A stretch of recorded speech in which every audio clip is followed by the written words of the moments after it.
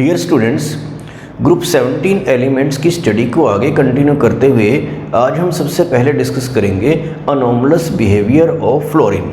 तो फ्लोरीन आपको पता है कि हैलोजेंस जो ग्रुप 17 के एलिमेंट होते हैं उनका जो फर्स्ट मेंबर है वो क्या है, फ्लोरीन, और बाकी मेंबर आपको पता है क्लोरीन, ब्रोमीन, आयोडीन और एस्टेटिन है। तो यहाँ पर हमें पहले की तरह anomalous behaviour of fluorine discuss करना है। आपको पता है कि हर ग्रुप का फर्स्ट मेंबर बाकी सबसे थोड़ा डिफरेंटली बिहेव करता है। तो वो ऐसा क्यों करता है, खास तौर से अगर फ्लोरीन की बात करें इस ग्रुप में, तो ये रीज़न तो वही है जो पहले भी आपने स्टडी की है, जैसे small size of fluorine atom. तो इसमें हर ग्रुप में फर्स्ट एटम का जो साइज है बहुत स्मॉल होता है बाकी के कंपैरेटिवली। और इसमें सेकंड पॉइंट है, ये मैं रीज़न आपको बता रहा हूँ कि इसका बिहेवियर क्यों डिफरेंट है। तो सेकंड इसमें पॉइंट है very high electronegativity of fluorine atom. तो फ्लोरीन एटम का इलेक्ट्रोनेगेटिविटी बहुत ज़्यादा है, मींस इलेक्ट्रॉन को अट्रैक्ट करने की टेंडेंसी बहुत ज़्यादा है। और आपको पता है कि पूरे पीरियोडिक टेबल में हाईएस्ट इलेक्ट्रोनेगेटिविटी फ्लोरीन की ही है। हालांकि इलेक्ट्रॉन अफिनिटी तो क्लोरीन की ज़्यादा है, लेकिन इलेक्ट्रोनेगेटिविटी की बात करें तो वो फ्लोरीन की ही हाईएस्ट है। और थर्ड पॉइंट इसमें है absence of vacant d orbital in its valence shell. तो आपको पता है कि इसके लास्ट शेल में डी ऑर्बिटल नहीं होते हैं। जब आप इसकी कॉन्फ़िगरेशन बनाते हैं 1s2 2s2 2p 5 तो 2d तो कोई ऑर्बिटल नहीं होता है, जबकि Cl में 3d और इसमें 4d, इसमें 5d, इस तरह से वेकेंट डी ऑर्बिटल सभी में होते हैं, सिर्फ फ्लोरीन में नहीं, फर्स्ट मेंबर में नहीं होते हैं। किसी भी ग्रुप में आपने ऐसा देखा होगा। और आगे जो लास्ट पॉइंट है इसमें low dissociation energy of F2 molecule. तो ये आपको पता है कि फ्लोरीन एटम की लो डिसोसिएशन एनर्जी है, मींस कि इसके बॉन्ड को ब्रेक करना सबसे ईजी है, मींस कि ये स्टेबल नहीं है, इसलिए ये जल्दी रिएक्ट करता है। तो इसकी डिसोसिएशन एनर्जी कम क्यों है, ये एक इंपॉर्टेंट पॉइंट है जो आपको पहले बता दिया गया था। Due to the lone pair repulsion, क्योंकि ये लोन पेयर बहुत क्लोज हैं तो इनमें रिपल्शन की वजह से इसकी डिसोसिएशन एनर्जी बाकी के मुकाबले काफ़ी कम है। तो ये मैंने आपको बताया कि फ्लोरीन का बिहेवियर इन सबसे डिफरेंट क्यों है। तो क्या क्या बिहेवियर इसका डिफरेंट है वो हम आगे स्टडी करते हैं। आगे हम स्टडी करते हैं सम पॉइंट्स ऑफ डिफरेंस, जो फ्लोरीन जो है दूसरे मेंबर से थोड़ा डिफरेंटली बिहेव करता है। तो किस किस पॉइंट में है वो देख लेते हैं। तो सम पॉइंट्स ऑफ डिफरेंस जो है यहाँ पर नोट करने हैं आपको। तो फर्स्ट पॉइंट है ऑक्सीडेशन स्टेट। तो फ्लोरीन के बारे में आपको पता है it show only -1 oxidation state. हालांकि एक एक्सेप्शनल केस भी है जो आपको पहले बताया गया था कि HOF में फ्लोरीन की ऑक्सीडेशन स्टेट +1 आती है। तो बाकी सभी केसेस में फ्लोरीन जो है -1 ऑक्सीडेशन स्टेट ही शो करता है, जबकि जो बाकी मेंबर्स हैं अदर मेंबर शो +1 -1 भी करते हैं, +1 +3 +5 +7 ऑक्सीडेशन स्टेट। इतनी ऑक्सीडेशन स्टेट की वैरायटी बाकी मेंबर जो क्लोरीन, ब्रोमीन, आयोडीन है वो शो करते हैं। तो उसका रीज़न आपको याद ही होगा कि ये सब किस वजह से करते हैं, डी ऑर्बिटल्स की अवेलेबिलिटी की वजह से, जबकि फ्लोरीन में आपको पता है कि डी ऑर्बिटल अवेलेबल नहीं है। और सेकेंड पॉइंट है रिएक्टिविटी के बारे में। तो फ्लोरीन जो है बाकी मेंबर से बहुत ज़्यादा रिएक्टिव है। तो फ्लोरीन इज़ मोस्ट रिएक्टिव। तो इसका रीज़न आपको याद ही है कि it is due to low dissociation energy of F2 molecule. तो F2 मॉलिक्यूल की जो डिसोसिएशन एनर्जी है जो पहले भी 2-3 बार आपको बताया है, तो उसी वजह से इसकी रिएक्टिविटी ज़्यादा है और हाई इलेक्ट्रोनेगेटिविटी भी इसकी रिएक्टिविटी का एक रीज़न है। तो ये आपको नोट करना है। और थर्ड पॉइंट है नेचर ऑफ हाइड्राइड। तो हाइड्रोजन के साथ जो कंपाउंड बनते हैं HF, HCl, HBr, HI, इनको हाइड्राइड बोलते हैं। तो इसमें HF तो लिक्विड है रूम टेम्परेचर पर, और HCl, HBr, HI ये सब गैसेज हैं। तो HF लिक्विड क्यों है, इसका रीज़न आपको याद आ रहा होगा, it is due to the hydrogen bonding. तो आपको पता है कि HF में क्या हो जाती है, हाइड्रोजन बॉन्डिंग हो जाती है, जो इनमें नहीं हो सकती है, क्योंकि हाइड्रोजन बॉन्डिंग के लिए आपको याद है कि यहाँ पे एक हाईली इलेक्ट्रोनेगेटिव एटम होना चाहिए और उसका साइज भी कम होना चाहिए। इनकी इलेक्ट्रोनेगेटिविटी तो हाई है Cl की, हालांकि इनकी तो नहीं है, लेकिन इनके साइज़ बहुत ज़्यादा बड़े होने की वजह से यहाँ पर ये हाइड्रोजन बॉन्डिंग जो है वो नहीं बना सकते। तो HF इसी वजह से मॉलिक्यूल हाइड्रोजन बॉन्डिंग की वजह से क्लोज आ जाते हैं, जिसकी वजह से वो लिक्विड स्टेट में एग्जिस्ट करता है और बाकी सब गैसियस स्टेट में एग्जिस्ट करते हैं। तो इसके बाद ये देखते हैं नेचर ऑफ कंपाउंड। तो फ्लोरीन जो है वो मोस्टली हाई इलेक्ट्रोनेगेटिविटी की वजह से मोस्टली क्या करता है, आयनिक कंपाउंड ही बनाता है, लेकिन जो बाकी मेंबर्स हैं वो आयनिक भी बनाते हैं और कोवलेंट भी बनाते हैं। जैसे NaCl जो जो है आयनिक कंपाउंड है क्लोरीन का, और CCl4 जो है या CH3Cl हैं, ये सब जो है इसके कोवलेंट कंपाउंड हैं। तो बाकी मेंबर्स आयनिक भी बनाते हैं और कोवलेंट भी। तो इस तरह से कुछ ये पॉइंट्स ऑफ डिफरेंस, तो मैं ये पूरा एनॉमलस बिहेवियर जो है फ्लोरीन का आपको अच्छे से समझ लेना है। ग्रुप 17 में आगे देखते हैं सीडो हैलोजन। तो ये pseudo halogens means which are not truly halogen but looks like halogen, means कि वो हैलोजन जैसी प्रॉपर्टी शो करते हैं तो इस तरह से, लेकिन वो हैलोजन नहीं होते तो उनको सीडो हैलोजन बोलते हैं। उसके एग्जांपल आपको देते हैं, लेकिन उससे पहले मैं आपको ये थोड़ा सा रफ वर्क करके दिखाता हूँ ताकि आपको बात समझ में आ जाए कि ये क्या है।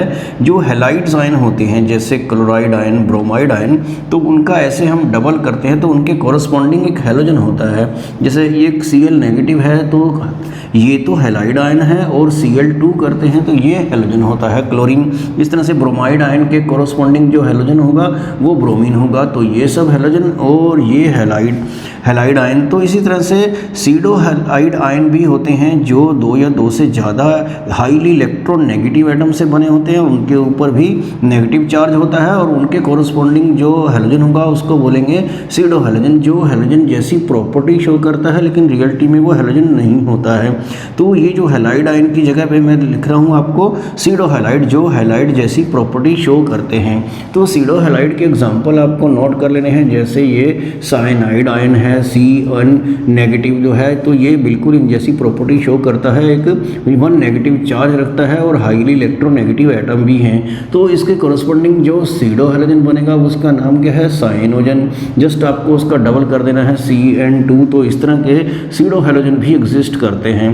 और एग्जांपल देख लीजिए थायोसाइनेट, ये SCN सल्फर को थायो ग्रुप बोलते हैं, नेगेटिव चार्ज भी है, और थायोसाइनोजन इसी का डबल करके ये एक सीडो हैलोजन बन जाएगा। और एक सायोनेट मीन्स जिसमें ऑक्सीजन हो OCN नेगेटिव, तो इसके कॉरस्पॉन्डिंग जो सीडो हैलोजन बनेगा ऑक्सीसाइनोजन बनेगा, तो ये OCN इसका डबल हो जाएगा। तो ये सीडो हैलोजन और सीडो हैलाइड के एग्जाम्पल भी आपको नोट कर लेने हैं। आगे हमें स्टडी करना है क्लोरीन। तो क्लोरीन का प्रिपरेशन, प्रॉपर्टीज़ और यूजेस, इससे रिलेटेड कभी कभी क्वेश्चंस आते हैं तो वो आपको नोट करने हैं। तो क्लोरीन का सबसे पहले आपको प्रिपरेशन जो है वो नोट कर लेनी है। तो इसके लिए 2 सिंपल सी प्रोसेस हैं, तो ये रिएक्शन के बेस पर कभी कभी क्वेश्चन आता है तो इसलिए नोट करना ज़रूरी है। तो फर्स्ट है ये वाइट-डेकन प्रोसेस, तो ये क्लोरीन के लिए काफ़ी इंपॉर्टेंट प्रोसेस है। तो ये रिएक्शन आप नोट कर लीजिए, जैसे 4HCl + O2, ये CuCl2 की प्रेजेंस में रहेगी 723 केल्विन, तो इससे क्लोरीन जो है वो प्रिपेयर हो जाएगी और 2 वाटर भी निकलेगा। तो HCl से क्लोरीन बनाना या क्लोरीन से HCl बनाना, इस तरह से NCERT में क्वेश्चन है। तो HCl से तो क्लोरीन आप बना ही सकते हैं, क्लोरीन से अगर HCl बनाना आए तो वो भी आप इस तरह से सिंपल रिएक्शन से कर लेंगे, Cl2 + H2 = 2HCl। तो इस तरह से क्लोरीन से HCl या HCl से क्लोरीन, इस तरह की प्रिपरेशन हो जाएगी। तो जब आप NCERT क्वेश्चन करेंगे तो आपको पता चल जाएगा कि इस तरह की रिएक्शंस की ज़रूरत पड़ेगी। तो Cl2 की एक लैब प्रिपरेशन भी है जो काफ़ी पॉपुलर है, जो मैग्नीज डाइऑक्साइड से होती है, तो ये भी आपको लर्न करनी है। MnO2 + 4HCl, तो इससे MnCl2 + Cl2 + 2 वाटर जो है वो बनेगा। तो इस तरह से क्लोरीन की प्रिपरेशन रहेगी। तो आपको चेक भी कर लेना कि रिएक्शन प्रॉपरली बैलेंस है या नहीं है। तो यहाँ पर 4 हैं H, तो इसलिए यहाँ पर 4 हैं। तो ये ऑक्सीजन जो है यहाँ पे इसको जो 2 लगाया है वो MnO2 की वजह से लगाया था। तो इस तरह से ये जो 2 मेथड ऑफ प्रिपरेशन मैंने बताए हैं क्लोरीन के, ये आप नोट कर लीजिए। आगे देखते हैं प्रॉपर्टीज़ ऑफ क्लोरीन। तो इसमें कुछ इंपॉर्टेंट रिएक्शंस हैं जो आपको ज़रूर नोट करनी है। तो सबसे पहली रिएक्शन हम देखते हैं reaction with cold dilute NaOH। तो ये रिएक्शन भी बहुत इंपॉर्टेंट है, डिल्यूट वाली भी है और कंसनट्रेटेड वाली आगे करेंगे। तो कोल्ड में मीन्स लो टेम्परेचर पर रिएक्शन कैसे होगी, तो ये आपको देखना है। तो बड़ी सिंपल रिएक्शन है, Cl2 + 2 NaOH = NaCl + NaOCl। ये है सोडियम हाइपोक्लोराइड।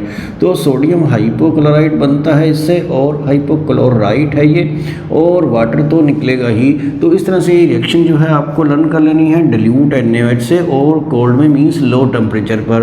और आगे आपको साथ के साथ देखना है reaction with hot concentrated NaOH। तो जब हॉट से रिएक्शन करते हैं तो यहाँ पर ये बैलेंसिंग में 3Cl2 + 6 NaOH ये कंसनट्रेटेड होगा, और हॉट है मीन्स इसमें टेम्परेचर भी आपको इंक्रीज़ करना पड़ेगा, और पहले की तरह NaCl तो बनेगा ही, और और ये NaClO3 बनेगा। तो ये सोडियम क्लोरेट है, तो ये भी आपको याद रखना है कि ये सोडियम क्लोरेट है और वाटर तो निकलेगा ही। तो जब ये बैलेंसिंग में आपको थोड़ी सी प्रॉब्लम आ सकती है तो उसके लिए मैं आपको हिंट दे सकता हूँ कि जितने ये ऑक्सीजन है उतने ही ऑक्सीजन आपको वाटर में लगा देने हैं। ऐसा बाई चांस ही है, जैसे इसमें एक ऑक्सीजन है तो एक ही ऑक्सीजन आपको वाटर में चाहिए थी और आपको और इसको बैलेंस नहीं करना है, तो 2 हाइड्रोजन को देखते हुए आपने ये हाइड्रोजन यहाँ पर क्या कर दिए थे, 2 कर दिए थे, तो Na जो है वो 2 ही हो जाते हैं। तो उस रिएक्शन में तो इतनी प्रॉब्लम नहीं थी। तो इसमें जब आपने ये 3 ऑक्सीजन देखा और इधर 3 किया तो यहाँ पर H जो हो गए 6 हो गए, तो यहाँ पे इस H को आपने क्या किया 6 किया, तो 6 Na हो जाते हैं। तो यहाँ पे आपको 5 लगाने पड़ेंगे क्योंकि एक Na तो ये ऑलरेडी है ही। और जब ये आप यहाँ पे क्लोरीन चेक करेंगे तो 5 और एक 6 क्लोरीन हो जाएंगे, तो यहाँ पर भी आपको 6 क्लोरीन इस तरह से कर देना है, तो रिएक्शन बैलेंस हो जाएगी।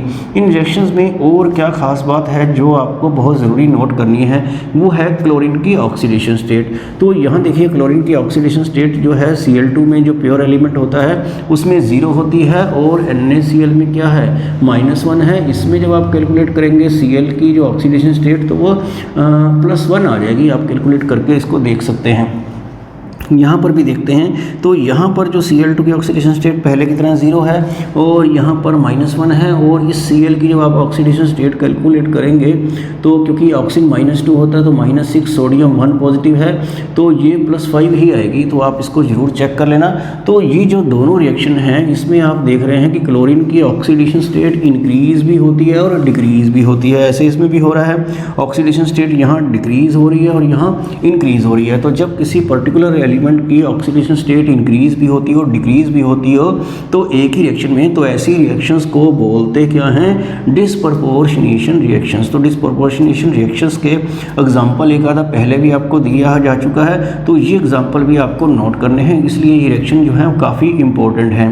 तो ये रिएक्शन आपको लर्न कर लेनी है। एक रिएक्शन और है वो हम आगे देखते हैं। 3rd नंबर पर देखते हैं ब्लीचिंग एक्शन ऑफ क्लोरीन। तो ये भी बहुत इंपॉर्टेंट है क्योंकि NCERT में इसके ऊपर क्वेश्चन भी है कि क्लोरीन के ब्लीचिंग एक्शन को डिस्कस कीजिए।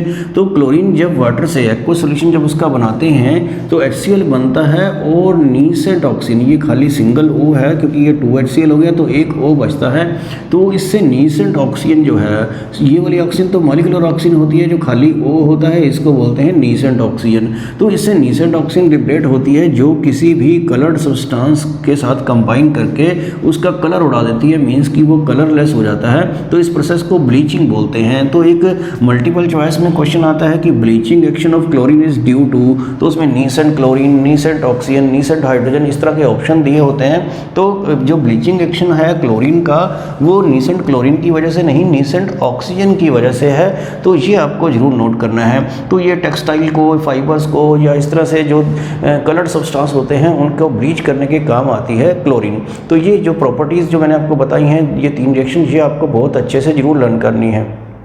आगे देखते हैं यूजेस ऑफ क्लोरीन। तो क्लोरीन का एक जो मेन यूज़ मैं आपको बता रहा हूँ, in preparation of poisonous gases. तो कुछ पॉइजनस गैसेस जो हैं वो क्लोरीन से बनती हैं, जिसमें एक सबसे इंपॉर्टेंट है फास्जीन गैस जो क्या है COCl2, और एक टीयर गैस होती है जिसका फार्मूला CCl3NO2 है। तो ये मल्टीपल चॉइस वगैरह में भी पूछा जाता है कि what is the formula of tear gas, तो ये आपको नोट कर लेना है। तो एक होती है मस्टर्ड गैस, ये भी क्लोरीन से बनाई जाती है। तो ये CH2 यहाँ पे 2 बार लिखा है और दोनों के साथ एक Cl है और बीच में सल्फर है। तो इस तरह का ये जो है स्ट्रक्चर फार्मूला है मस्टर्ड गैस का, तो ये भी आपको नोट कर लेना है। तो NCERT में क्वेश्चन भी है, name 2 poisonous gases which are prepared from chlorine. तो क्लोरीन से बनने वाली 2 पॉइजनस गैसेस के नाम बताइए। तो उसमें आपको फॉस्जीन और मस्टर्ड गैस ये बताना है, हालांकि वो भी बता सकते हैं। तो ये 2 ज़्यादा इंपॉर्टेंट हैं जो इससे बनाई जाती हैं। तो क्लोरीन के जो बाकी के यूजेस हैं, जैसे कि वाटर का जो वाटर टैंक में जो ट्रीटमेंट करते हैं प्यूरिफिकेशन ऑफ वाटर के लिए, उसमें क्लोरीन डालते हैं। और जो आपने ब्लीचिंग एक्शन तो पढ़ ही रखा है, तो बाकी जो सिंपल यूजेस हैं वो आप बुक से पढ़ सकते हैं। और ये जो पॉइजनस गैसेस वाला है ये आपको ज़रूर रीड करना है। हैलोजेंस में क्लोरीन के साथ एक और कंपाउंड है जो HCl, जो हाइड्रोक्लोरिक एसिड जिसे आप बोलते हैं, तो उसकी प्रिपरेशन भी कभी कभी एग्जाम में आ सकती है, तो वो भी मैं आपको करा देता हूँ। प्रिपरेशन ऑफ HCl, तो ये बड़ी सिंपल रिएक्शन है। इसको कैसे बनाते हैं ये आप देख लीजिए। NaCl को सल्फ्यूरिक एसिड से जब ट्रीट करते हैं 423 केल्विन पर, तो यहाँ से HCl बन जाता है। तो सबसे पहले यहाँ पे NaHSO4 बन जाएगा, सोडियम हाइड्रोजन सल्फेट, और ये सोडियम बाइसल्फेट इसको बोलते हैं, और HCl यहाँ से बनेगा। और ये जो सोडियम बाइसल्फेट जो बनाया है, ये इस बचे हुए NaCl के साथ दोबारा रिएक्ट कर जाता है, तो यहाँ से और HCl हम बनाएंगे और एक कंपाउंड और बन जाएगा सोडियम सल्फेट, और HCl और बनेगा। तो इस तरह से ये Na2 हो गया और SO4 है, और HCl जो है ये हमने बना दिया है। तो इस टाइप से HCl की ये प्रिपरेशन भी आपको लर्न कर लेनी है। और HCl के बारे में एक क्वेश्चन और भी आता है कि इसको कैसे ड्राई किया जाता है, तो ये पॉइंट आपको बहुत ज़रूरी नोट कर लेना है कि HCl is dried by passing through concentrated sulphuric acid. तो कंसनट्रेटेड सल्फ्यूरिक एसिड जो होता है वो वाटर मॉलिक्यूल्स को एब्जॉर्ब कर लेता है। तो इस तरह से HCl को, यहाँ HCl गैसियस स्टेट में बनता है यहाँ पर, तो HCl जो है वो ड्राई गैस के फॉर्म में मिल जाती है अगर हम उसको H2SO4 के ऊपर से पास करें। तो HCl की कुछ इंपॉर्टेंट जो केमिकल रिएक्शंस हैं वो बहुत सिंपल है। जैसे रिएक्शन विद मेटल्स हो जाएगी, मेटल HCl के साथ रिएक्ट करके हाइड्रोजन गैस लिबरेट करते हैं, कुछ मेटल करते हैं कुछ नहीं करते हैं। इस तरह से HCl एसिडिक नेचर है तो बेसिस के साथ रिएक्ट करेगा। और HCl के जो जनरल यूजेस हैं वो बहुत सिंपल हैं, आप बुक से वो खुद स्टडी कर सकते हैं, और वो important examination point of view से नहीं है। तो एटलीस्ट आपको ये प्रिपरेशन और ये जो पॉइंट है ये ज़रूर कर लेना है। आगे हम एक इम्पोर्टेंट क्वेश्चन डिस्कस करते हैं। ये NCERT बुक से ही है, रिएक्शंस बेस्ड क्वेश्चन है। तो ये क्वेश्चन क्या है, right balanced equation for the following. तो फर्स्ट है इसमें NaCl is heated with sulphuric acid in the presence of MnO2 manganese dioxide. और इसका सेकंड पार्ट है chlorine gas is passed into A solution of NaI sodium iodide in water. तो ये aqua solution होगा sodium iodide का। तो पहले हम ये इसका फर्स्ट जो पार्ट है वो देख लेते हैं। NaCl जो है वो सल्फ्यूरिक एसिड से रिएक्ट करेगा और उसमें MnO2 भी डाला है। तो ये रिएक्शन दो स्टेप में होती है एक्चुअली। तो ये कैसे होगी वो जरा देख लेते हैं। इसमें हम डालते हैं सल्फ्यूरिक एसिड, तो ये क्या बन जाएगा पहले की तरह NaHSO4 प्लस क्या होगा, इसमें HCl बनेगा। तो HCl की प्रिपरेशन जो है आपको कराई थी, उसमें ये रिएक्शन भी थी, यहाँ से HCl बनेगा और NaHSO4। तो यही HCl जो है MnO2 के साथ रिएक्ट करता है। तो वो कैसे करता है वो भी आपको याद होना चाहिए। MnO2 के साथ ये जो HCl है इस तरह से रिएक्ट करता था। जो क्लोरीन की प्रिपरेशन बताई थी ये वही वाली रिएक्शन है अगर आप ध्यान से देखें तो। ये MnO2 plus 4HCl MnCl2 plus Cl2 plus water, इस तरह से ये रिएक्शन होती है। और H क्योंकि 4 है तो यहाँ पे ये 2 किया, और ऑक्सीजन इधर 2 हो गए, इधर भी 2 थे। तो इस तरह से ये रिएक्शन हो जाती है NaCl का सल्फ्यूरिक एसिड के साथ in the presence of MnO2। तो इसको प्रॉपरली अगर आपको ओवरऑल रिएक्शन लिखनी है तो कैसे लिखेंगे वो आपको नोट करना है। इधर 4HCl है, इधर सिंगल HCl है, तो आप इसको क्या करना पड़ेगा, 4 से मल्टीप्लाई करना पड़ेगा। तो इस तरह से ओवरऑल रिएक्शन में ये कैंसिल हो जाएगा। तो अब इन दोनों को ऐड कर देते हैं। तो ऐड करना, या ऊपर वाली को ध्यान रखना है कि 4 से मल्टीप्लाई करना है। तो ये यहाँ पे हो गया MnO2 और प्लस क्या हुआ 4NaCl, और H2SO4 भी 4 से मल्टीप्लाई हो रहा है 4H2SO4। तो इधर वाले ये तीनों प्रोडक्ट जो हैं यहाँ पे लिख लिए हैं, और आगे ये लिख लेते हैं MnCl2 और प्लस क्या हुआ 4NaHSO4, और ये भी लिखना है आपको Cl2 प्लस 2H2O। तो ये 1 2 3 4 1 2 3 4 ये सारे प्रोडक्ट हमने लिख दिए हैं। बैलेंसिंग आपको एक बार फिर से चेक कर लेनी है। तो इस तरह से तो ये वाली रिएक्शन करनी है आपको, क्योंकि ये NCERT क्वेश्चन है इसलिए इसको करना ज़रूरी है। इस तरह के क्वेश्चन एग्ज़ाम में आते हैं। और इसका जो सेकंड पार्ट है क्लोरीन गैस, जब इसमें से पास करते हैं तो क्या होता है वो आपको नोट करना है। तो इसमें NaI वाटर की प्रेजेंस में है, मीन्स उसका एक्वस सोल्यूशन है। तो उससे क्या होगा, यहाँ पे मैं 2 लगा देता हूँ। ये Cl इसको I को रिप्लेस करके क्या बना देगा 2NaCl बना देगा, और आयोडीन जो है वो यहाँ पे गैसीय स्टेट में नहीं सॉलिड स्टेट में बन जाता है, और ये NaCl एक्वस बनता है। तो ये Cl2 जो है NaI को ऑक्सीडाइज कर देता है। तो कई बच्चों को पता नहीं चलता कि ये ऑक्सीडाइज हुआ कि रिड्यूस हुआ है। तो यहाँ पे देख लीजिए इसकी ऑक्सीडेशन स्टेट यहाँ पे Na की -1 है और यहाँ पे 0 है। -1 से 0 जो है ऑक्सीडेशन स्टेट क्या होती है, इंक्रीज। तो जब किसी की ऑक्सीडेशन स्टेट इंक्रीज होती है तो इट मीन्स कि वो ऑक्सीडाइज हुआ है जो Cl2 ने किया है। तो Cl2 यहाँ पे एक ऑक्सीडाइजिंग एजेंट का काम करता है। तो ये एक इंपॉर्टेंट क्वेश्चन था। इस तरह के और भी इंपॉर्टेंट क्वेश्चन आपको NCERT बुक से जरूर करने हैं।